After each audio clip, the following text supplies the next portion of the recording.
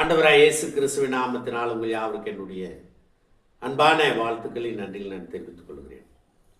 இயேசு ஞானஸ்நானம் பெற்று ஜலத்திலிருந்து கரை ஏறின உடனே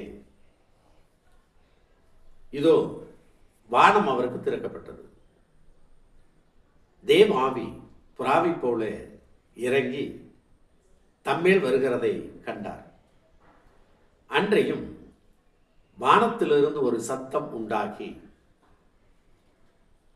இவர் என்னுடைய நேசகுமாரன், இவரில் பிரியமாயிருக்கிறேன், இவருக்கு செவி கொடுங்கள் என்று நாம் வாசிக்கிறோம்.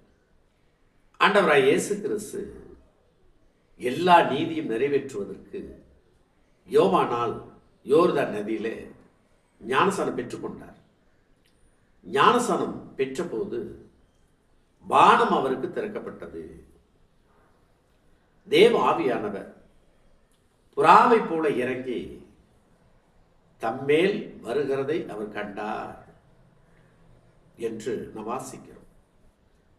கரை ஏறின உடனே என்ற வார்த்தை கவனிக்கணும்.